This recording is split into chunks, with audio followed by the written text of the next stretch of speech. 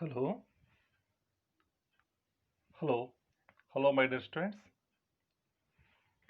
Welcome to my online class. I am Anantaraju, Assistant Professor of Commerce, Government First Grade College for Women, Pavagada. Okay, this is the second session. In the previous session, we have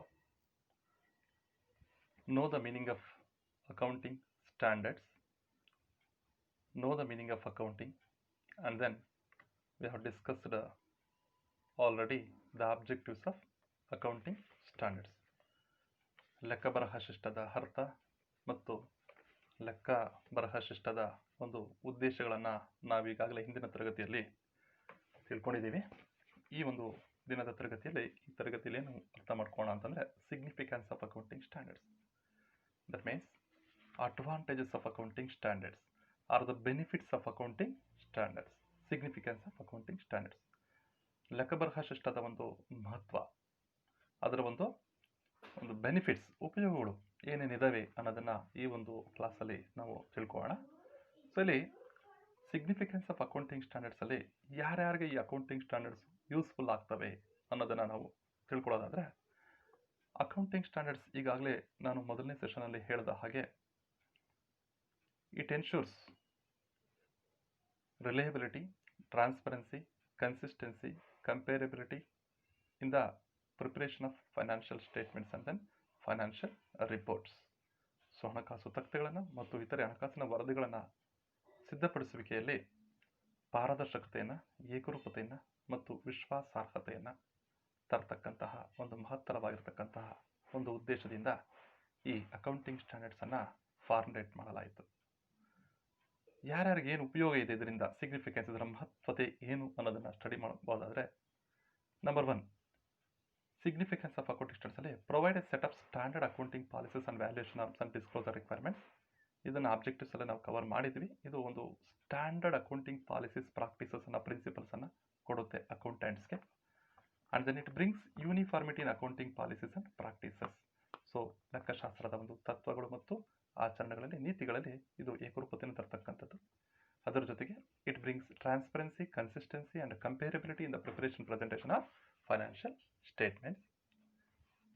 ಮತ್ತು it makes financial statements more meaningful and comparable. So ಹಣಕಾಸು ತಕ್ತೆಗಳನ್ನು ನಾವು compare ಮಾಡೋದಕ್ಕೆ ಸಾಧ್ಯ ಆಗುವ ಥರ ಮಾಡುತ್ತೆ ಮತ್ತು ತುಂಬ ಅರ್ಥಪೂರ್ಣವಾಗಿ ಬರೋ ಥರ ಮಾಡುತ್ತೆ ಇದು accounting standards. It eliminate the diversified accounting policies and practices.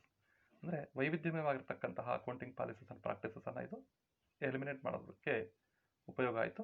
ಅದರ ಜೊತೆಗೆ accounting reports produced in accordance with the established accounting standards are regarded as reliable and acceptable by government officials, tax authorities and publics. ಅಂದರೆ the financial statements that are prepared and presented as per the accounting standards, as per the guidelines, as per the practices and the principles mentioned in the accounting standards are more reliable. That means government officials ಆಗಿರ್ಬೋದು, tax authority ಆಗಿರ್ಬೋದು, ಸರ್ಕಾರ ಆಗಿರ್ಬೋದು, publics, ಸರ್ಕಾರ ಆಗಿರ್ಬೋದು, ಸಾರ್ವಜನಿಕರಾಗಿರ್ಬೋದು, they find it more reliable ಅಂತಲೇ ಹೇಳ್ಬೋದು. ಆದ್ದರಿಂದ ಇನ್ನೂ ಒಂದು ಅರ್ಥದಲ್ಲಿ ಹೇಳಬೇಕಾದ್ರೆ, accounting standards, what are the useful are the importance of accounting standards ಅಂತಂದರೆ, it is very useful to the investors. Accounting standards are very useful to the investors. ಇದು ಹೂಡಿಕೆದಾರರಿಗೆ ತುಂಬ ಉಪಯುಕ್ತವಾಗಿರ್ತಕ್ಕಂಥದ್ದು. ಹೇಗೆ ಹೂಡಿಕೆದಾರರಿಗೆ ಉಪಯುಕ್ತ ಆಗಿರ್ತಕ್ಕಂಥದ್ದು ಅಂತಂದರೆ, it helps the investors in comparing the risks and returns associated with the companies, different companies associated with different companies. Suppose if a person wants to buy shares or debentures of a company, he has to compare the financial performance of two different companies. If he wants to purchase shares or debentures of two companies, that means A or B company, either any one of them, he has to compare the financial performance and financial position. Then the financial statements that are prepared as per the accounting standards, he finds it more reliable. It will be very useful to him because accounting standards make the financial statements comparable. It eliminates the non-comparability. ಆವಾಗ ಹೂಡಿಕೆದಾರರಿಗೆ compare ಮಾಡೋದಕ್ಕೆ ಸಾಧ್ಯ ಆಗುತ್ತೆ. He can take is decision wisely. That means ಅವನು ತುಂಬ ಬುದ್ಧಿವಂತಿಕೆಯಿಂದ compare ಮಾಡಿಬಿಟ್ಟು which company is better than which company ಅಂತಕ್ಕಂಥದ್ದನ್ನು ಡಿಸೈಡ್ ಮಾಡಿ he can take his investment decision. So accounting standards are very useful to the investors in taking their investment decisions ಅಂತಾನೆ ಹೇಳ್ಬೋದು. Next stake ಹೋಲ್ಡರ್ಗೆ ಯಾವುದಕ್ಕೆ ಉಪಯೋಗ ಆಗುತ್ತೆ accounting standards ಅಂತಂದರೆ useful to the chartered accountants. Useful to the chartered accountants. ಏನು useful to the chartered accountants? ಇಲ್ಲಿ ಸನದು ಲೆಕ್ಕಿಗರು ಇರ್ತಾರೆ, CA ಚಾರ್ಟರ್ಡ್ ಅಕೌಂಟೆಂಟ್ಸ್, ಅವರಿಗೆ ಅಕೌಂಟಿಂಗ್ ಸ್ಟ್ಯಾಂಡರ್ಡ್ಸ್ ತುಂಬ ಯೂಸ್ಫುಲ್ ಆಗುತ್ತೆ. Accounting standards helps chartered accountants in their work by providing a set of rules. Accounting standards provide a set of rules. By these rules, the chartered accountants verify whether the company are comply with the rules and regulations or the policies and the practices and the principles laid down in the accounting standards or not.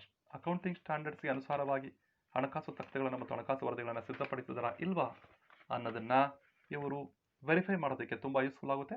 So accounting standards provide a set of rules, principles and practices to the to the chartered accountants to verify the financial statements of the business enterprises ಅಂತ ಹೇಳ್ಬೋದು. ಅವರ ಕಾರ್ಯದಲ್ಲಿ ಈ chartered ಅಕೌಂಟೆಂಟ್ಸ್ಗೆ ತುಂಬ useful ಆಗುತ್ತೆ ಅಂತಲೇ ಹೇಳ್ಬೋದು. ಮೊದಲನೇದು ಯೂಸ್ಫುಲ್ ಟು ದ ಇನ್ವೆಸ್ಟರ್ಸ್, ಎರಡನೇದು useful to the chartered accountants ಅಂತಲೇ ಹೇಳ್ಬೋದು. Next useful to the government and also tax authorities, government officials and also tax authorities. So government is also a stakeholder in a business enterprise. Which company earns how much of profit, how much of tax they have to pay, how much percentage of tax we have to levy. So ಸರ್ಕಾರಕ್ಕೆ ತೆರಿಗೆ ಆದಾಯ ಬರುತ್ತೆ. So ಈ ತೆರಿಗೆಯನ್ನು ಹಾಕಬೇಕು ಅಂತಂದರೆ so financial statements ಮೇಲೆ ಅವು ತೆರಿಗೆಯನ್ನು ಎಷ್ಟು ಪ್ರಾಫಿಟನ್ನು ಗಳಿಸಿದವೆ ಕಂಪ್ನಿಗಳು ಅದ್ರ ಮೇಲೆ ತೆರಿಗೆಯನ್ನು ವಿಧಿಸ್ತಕ್ಕಂಥದ್ದು. ಸೊ ಫೈನಾನ್ಷಿಯಲ್ ಸ್ಟೇಟ್ಮೆಂಟ್ಸು ತುಂಬ ಟ್ರಾನ್ಸ್ಪರೆಂಟ್ ಆಗಿ ರಿಲೆವೆಂಟ್ ಆಗಿ ಇರಬೇಕು ಅಂತಂದರೆ ಅಕೌಂಟಿಂಗ್ ಸ್ಟ್ಯಾಂಡರ್ಡ್ಸನ್ನು ಫಾಲೋ ಮಾಡಿರಬೇಕು.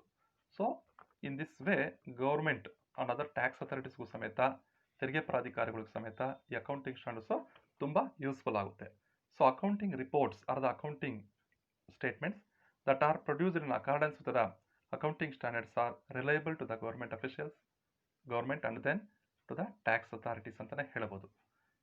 ಸೊ ಮೂರನೇ ಸ್ಟೇಕ್ ಹೋಲ್ಡರ್ಸ್, ಫಸ್ಟ್ನೇದು accounting standards are very helpful to the investors and ಎರಡನೇದು accounting standards are very useful to the chartered accountants and third one is accounting standards are very useful to the government officials and other tax authorities. ಇತರೆ ಸರ್ಕಾರ ಮತ್ತು ಸರ್ಕಾರ ಸಂಸ್ಥೆಗಳಿಗೆ ತುಂಬ ಉಪಯೋಗ ಆಗಿದೆ ಅಂತ ಹೇಳ್ಬೋದು. Next one is useful to the researchers. So ಸಂಶೋಧಕರಿಗೆ ಮತ್ತು ಅನಾಲಿಸ್ಟ್ ವಿಶ್ಲೇಷಕರಿಗೆ ಮತ್ತು ಇತರರಿಗೆ, ಸೊ ಸಂಶೋಧಕರು ಮತ್ತು ವಿಶ್ಲೇಷಕರಿಗೂ ಸಮೇತ accounting standards are very useful. Financial statements produced in accordance with the accounting standards are useful to the economic forecasting and planning. ಒಂದು ದೇಶದ ಆರ್ಥಿಕ ಒಂದು ಮುನ್ನಂದಾಜು ಮಾಡೋದಕ್ಕೆ ಸರ್ಕಾರ ಮತ್ತು ರಿಸರ್ಚರ್ಸ್ಗೆ, ಅದರ ಜೊತೆಗೆ ಪ್ಲಾನರ್ಸ್ಗೆ, ಯೋಜನೆ ಸಿದ್ಧಪಡಿಸತಕ್ಕಂತಹ ವ್ಯಕ್ತಿಗಳಿಗೆ ತುಂಬ ಯೂಸ್ಫುಲ್ ಆಗುತ್ತೆ. ಫಾರ್ ಫಾರ್ಕಾಸ್ಟಿಂಗ್ ಆ್ಯಂಡ್ ಪ್ಲಾನಿಂಗ್, ಯಾವುದೇ ಒಂದು ಯೋಜನೆಗಳನ್ನು ಸರ್ಕಾರದವರು ಪ್ಲ್ಯಾನ್ ಮಾಡಿ ರೂಪಿಸಿ ಅವುಗಳನ್ನು ಅನುಷ್ಠಾನಕ್ಕೆ ತರುವ ಪೂರ್ವದಲ್ಲಿ ಫೈನಾನ್ಷಿಯಲ್ ಸ್ಟೇಟ್ಮೆಂಟ್ಸ್ ಒಂದು ಡೇಟಾವನ್ನು ತಗೊಳ್ತಾರೆ. ಒಂದು ಯಾವುದು ವ್ಯಾಪಾರಿ ಕ್ಷೇತ್ರಕ್ಕೆ, ವಾಣಿಜ್ಯ ಕ್ಷೇತ್ರಕ್ಕೆ ಸಂಬಂಧಪಟ್ಟತಕ್ಕಂಥ ಯಾವುದಾದ್ರೂ ಯೋಜನೆಗಳನ್ನು ತರಬೇಕು ಅಂತಂದರೆ ಸೊ ದಿ ಫೈನಾನ್ಷಿಯಲ್ ಸ್ಟೇಟ್ಮೆಂಟ್ಸ್ ಮೇಲೆ ಸರ್ಕಾರದವರು ಮತ್ತು ರಿಸರ್ಚ್ ಅವರು, ಪ್ಲ್ಯಾನರ್ಸು ಡಿಪೆಂಡ್ ಆಗ್ತಾರೆ. ಇಂತಹ ವ್ಯಕ್ತಿಗಳಿಗೆ it will be very useful. That means accounting standards are very useful to the researchers, analyst and others ಅಂತಲೇ ಹೇಳ್ಬೋದು. ಸೊ ಇಲ್ಲಿ ಫಾರ್ಕಾಸ್ಟಿಂಗ್, ಫೈನಾನ್ಷಿಯಲ್ ಫಾರ್ಕಾಸ್ಟಿಂಗ್ ಮತ್ತು ಪ್ಲಾನಿಂಗ್ಗೆ ತುಂಬ ಉಪಯುಕ್ತತೆ ಆಗುತ್ತೆ ಅಂತಲೇ ಹೇಳ್ಬೋದು. ಇನ್ನು ನಾಲ್ಕನೇ ಬೆನಿಫಿಟ್ಟು ಅಥವಾ ಇಂಪಾರ್ಟೆನ್ಸ್ ಏನಪ್ಪ ಅಂತಂದರೆ, ಐದನೇದು ಯೂಸ್ಫುಲ್ ಟು ದ ಕ್ರೆಡಿಟರ್ಸ್ ಅಂತಲೇ ಹೇಳ್ಬೋದು. ಸಾಲಿಗರಿಗೆ useful to the creditors and other financial institutions ಅಂತಲೇ ಹೇಳ್ಬೋದು. So creditors who provide the goods and services to a business enterprises on credit, and the financial statements who lend loans and advances to the business enterprise. They are very interesting to know about the solvency position of the and profitability of the business enterprise and also liquidity position of the business enterprise. So ali dravyate, the firm's capacity to pay its current liabilities out of its current assets and also to pay back the loans and interest on loans. So ಸಾಲ ಕೊಟ್ಟಿರ್ತಕ್ಕಂಥ ಸಂಸ್ಥೆಗಳು ಮತ್ತು creditors ಏನಪ್ಪ ನೋಡ್ತಾರೆ ಅಂತಂದರೆ, ಸಂಸ್ಥೆಯ ಸಾಲ ತೀರುವಳಿ ಸಾಮರ್ಥ್ಯ ಮತ್ತು ಸಂಸ್ಥೆಯ ಫೈನಾನ್ಷಿಯಲ್ ಪೊಸಿಷನ್, ಅಸೆಟ್ಸು ಮತ್ತು ಲೈಬಿಲಿಟೀಸು ಎಷ್ಟಿದ್ದಾವೆ, ಆ ಸಂಸ್ಥೆಯ ಫೈನಾನ್ಷಿಯಲ್ ಪರ್ಫಾರ್ಮೆನ್ಸ್, ಆರ್ಥಿಕ ಕಾರ್ಯಕ್ಷಮತೆ ಒಂದು ಹೇಗಿದೆ, ಆರ್ಥಿಕ ಸ್ಥಿತಿಗತಿಗಳನ್ನು ನೋಡ್ತಾರೆ ಮತ್ತು ಆರ್ಥಿಕ ಪ್ರಗತಿಯನ್ನು, ಫೈನಾನ್ಷಿಯಲ್ ಪರ್ಫಾರ್ಮೆನ್ಸ್ ಹೇಗಿದೆ ಅನ್ನೋದನ್ನು ಕ್ರೆಡಿಟಾರ್ಸು ಮತ್ತು ಇತರೆ ಒಂದು ಸಾಲ ನೀಡತಕ್ಕಂತಹ ಹಣಕಾಸು ಸಂಸ್ಥೆಗಳು ತುಂಬ ಉಪಯೋಗ ಆಗುತ್ತೆ ಈ ಅಕೌಂಟಿಂಗ್ ಸ್ಟ್ಯಾಂಡರ್ಡ್ಸಿಂದ. ಅಂದರೆ accounting, that means financial statements and the financial report should be produced as per the rules are the practices and the principles laid down in the accounting standards. Accounting ಸ್ಟ್ಯಾಂಡರ್ಡ್ಸ್ಗೆ ಅನುಕೂಲವಾಗಿ, that means they have to comply with the accounting standards. The business enterprises have to comply with the accounting standards. Accounting ಸ್ಟ್ಯಾಂಡರ್ಡ್ಸ್ಗೆ ಬದ್ಧವಾಗಿರಬೇಕು. ಅಂತಹ ಒಂದು financial ಸ್ಟೇಟ್ಮೆಂಟ್ಸಿಂದ it will be very useful to the creditors and then supplies and others. ಈಗ ಯಾವುದಾದ್ರೂ ಒಂದು ಲೋನ್ಗೆ ಒಂದು apply ಮಾಡಬೇಕು ಅಂತಂದರೆ 3 years or 5 years ಫೈನಾನ್ಷಿಯಲ್ ಸ್ಟೇಟ್ಮೆಂಟ್ಸನ್ನು ತಗೊಂಬರ್ರಿ ಅಂತ ಕೇಳ್ತಾರೆ ಬ್ಯಾಂಕ್ಗಳಲ್ಲಿ. ಯಾವುದಕ್ಕಪ್ಪ ಅಂದರೆ ಇದೇ ಕಾರಣ. So they have to judge the liquidity position of the business enterprise, the solvency position of the business enterprise, the credit worthiness of the business enterprise. ಆದ್ದರಿಂದ it will be very useful to the creditors and then other financial institutions ಅಂತಲೇ ಹೇಳ್ಬೋದು. And suppliers, creditors ಮತ್ತು suppliers ಇವರೆಲ್ಲರೂ ತುಂಬ ಉಪಯುಕ್ತ ಅಂತ ಹೇಳ್ಬೋದು. And the one more stakeholder, that means stakeholder that benefit from the accounting standards are general public ಅಂತಲೇ ಹೇಳ್ಬೋದು. ಸಾರ್ವಜನಿಕರಿಗೂ ಸಮೇತ ಅಕೌಂಟಿಂಗ್ ಸ್ಟ್ಯಾಂಡರ್ಡ್ಸಿಂದ ತುಂಬ ಉಪಯುಕ್ತತೆ ಇದೆ. ಹೇಗೆ ಸಾರ್ವಜನಿಕರಿಗೆ ಉಪಯುಕ್ತತೆ ಇದೆ ಅಂತಂದರೆ, you know the concept of corporate social responsibility, CSR ಅಂದ್ರೇನು? ಕಾರ್ಪೊರೇಟ್ ಸೋಷಿಯಲ್ ರೆಸ್ಪಾನ್ಸಿಬಿಲಿಟಿ, ವ್ಯಾವಹಾರಿಕ ಸಂಸ್ಥೆಗಳ ಸಾಮಾಜಿಕ ಜವಾಬ್ದಾರಿ ಅಂತ ಹೇಳ್ತೀವಿ. So as a part and parcel of the business enterprises, as a part and parcel of the society, they have to contribute to the development of the society. They have to accept the responsibility of the society.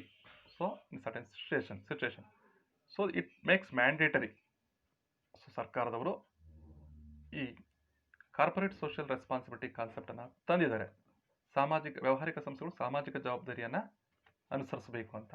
ಆದ್ದರಿಂದ general public also very keen, they have also keen interest to know the financial performance, financial position and how much of profit is used for the social benefit purposes.